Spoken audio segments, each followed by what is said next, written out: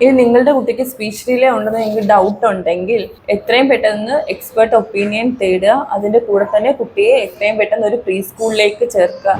ഈ അഡ്മിഷന് വരുന്ന മിക്ക കുട്ടികൾക്കും ഞാൻ കണ്ടുവരുന്ന ഒരു കോമൺ ഇഷ്യൂ ആണ് സ്പീച്ച് ഡിലേ. ഓൾമോസ്റ്റ് ഒരു 10 കുട്ടികൾ വന്നാൽ ഒരു 5 പേർക്കും സ്പീച്ച് ഡിലേ പറയുന്നുണ്ട്. അതിൻ്റെ മെയിൻ റീസൺ എന്താണെന്ന് വെച്ചാൽ കൂടുതലും കുട്ടികൾക്ക് സ്ക്രീൻ അഡിക്ഷൻ മൂലമുള്ള സ്പീച്ച് ഡിലേ ആണ്. നമ്മൾ പേരൻസിനോട് സംസാരിക്കുമ്പോൾ അതാണ് മനസ്സിലാവുന്നത്. സോ നിങ്ങളൊരു പേരൻ്റ് ആണെങ്കിൽ കുട്ടി ആഹാരം കഴിക്കുന്നില്ല, ഉറങ്ങുന്നില്ല, അല്ലെങ്കിൽ കുട്ടിയെ നോക്കാൻ ടൈമില്ല എന്ന് കരുതി ജസ്റ്റ് അവരെ ഒരു സ്ക്രീനിൻ്റെ മുൻപിലേക്ക് തളച്ചിടാൻ പാടില്ല, ദയവേത്. ഇനി നിങ്ങളുടെ കുട്ടിക്ക് സ്പീച്ച് ഡിലേ ഉണ്ടെന്ന് നിങ്ങൾക്ക് ഡൗട്ട് ഉണ്ടെങ്കിൽ എത്രയും പെട്ടെന്ന് എക്സ്പെർട്ട് ഒപ്പീനിയൻ തേടുക. അതിൻ്റെ കൂടെ തന്നെ കുട്ടിയെ എത്രയും പെട്ടെന്ന് ഒരു പ്രീ സ്കൂളിലേക്ക് ചേർക്കുക. പ്രീ സ്കൂളിൽ ചേർക്കുക എന്ന് പറയുന്നതിൻ്റെ റീസൺ എന്ന് വെച്ചാൽ അവിടെ അവർക്ക് ഈ സ്പീച്ച് ഡിലേ എങ്ങനെ ഇമ്പ്രൂവ് ചെയ്ത് കൊണ്ടുവരാം എന്നുള്ള കറക്റ്റായിട്ടുള്ള ട്രെയിനിങ് കിട്ടിയിട്ടുള്ള ടീച്ചേഴ്സ് ആയിരിക്കും ഉള്ളത്.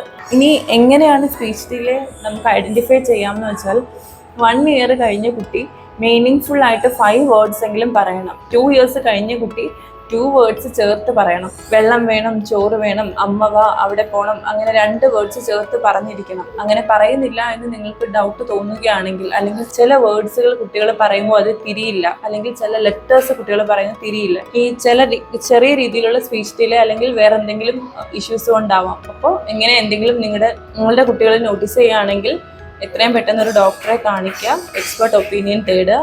എന്നിട്ട് ഡോക്ടറോട് ചോദിച്ചിട്ട് തന്നെ, മിക്കവാറും എല്ലാ ഡോക്ടേഴ്സും കുട്ടിയെ സ്കൂളിൽ ചേർക്കാൻ തന്നെ പറയും. അപ്പോൾ അത് കുഞ്ഞിന് നല്ല ഇമ്പ്രൂവ്മെൻ്റ് ഉണ്ടാക്കും, സെയിം ഏജ് ഗ്രൂപ്പിലുള്ള കുട്ടികളുമായി ഇൻട്രാക്ട് ചെയ്യുന്നത് മൂലം.